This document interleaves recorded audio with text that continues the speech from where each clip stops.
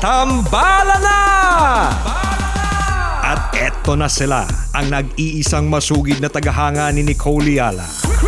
Chris Chuper! Kasama ang nag-iisang die-hard fan ni Chris Chuper, Nicole Yala!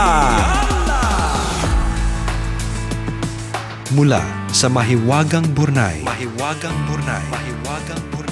ang kwento.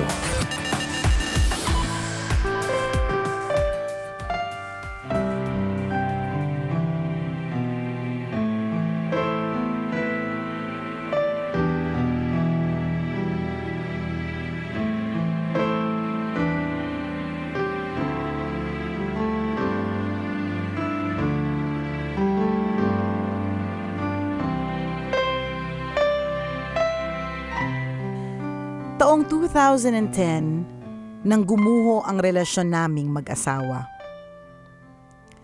After 13 years of being married to the man I thought would be my forever, naghiwalay kami dahil sa babae. Nagpunta lang siya sa Maynila, nalimutan na niya ang mag-iinan niya dahil sa babae niya. Wala kaming sustentong nakukuha mula sa kanya. Wala ring tawag o text man lang.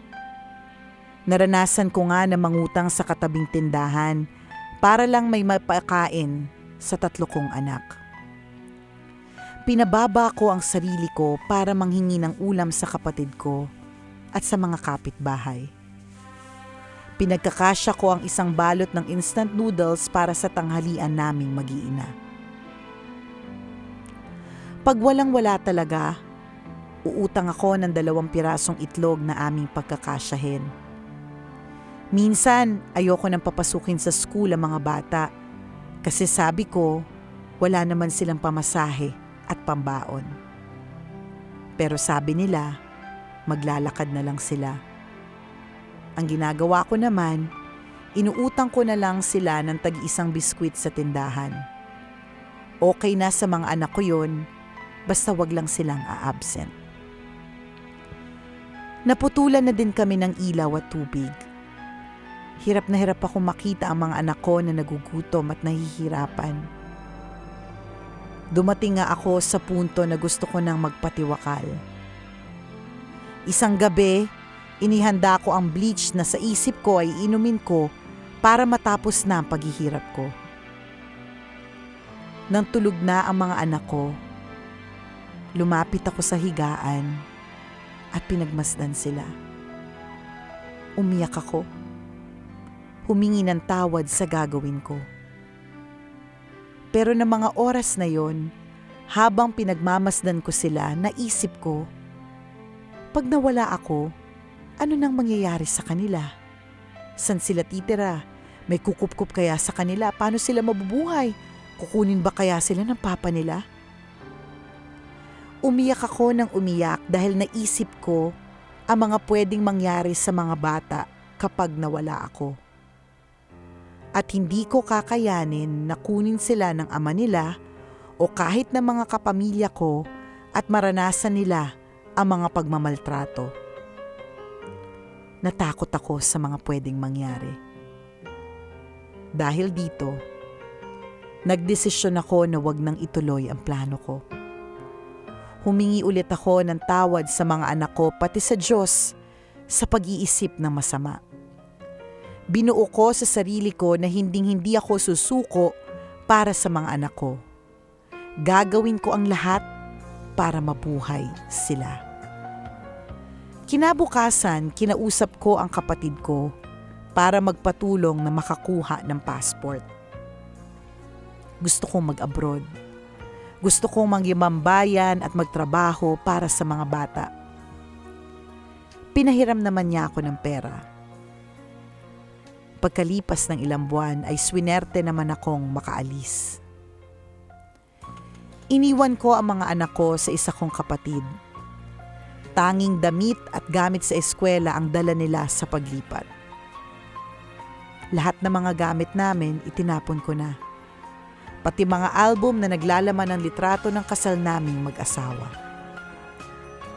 Ngayon, Ilang taon na ako dito sa abroad. Malalaki na ang mga anak ko at ang panganay ko ay nagtatrabaho na at tumutulong na rin sa akin sa mga gastusin. Wala na talaga kaming balita sa papa nila at wala na rin akong balak makibalita pa tungkol sa kanya. Masaya na ako sa buhay namin dahil alam ko na kahit malayo ako sa mga anak ko, ay naibibigay ko naman ang mga pangangailangan nila. Kapag may sakit sila ay hindi na ako maluloka kakaisip kung saan kamay ng Diyos ako kukuha ng panggastos.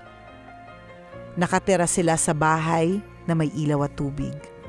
Kapag Pasko at birthday nila, nabibilhan ko na sila ng bagong damit.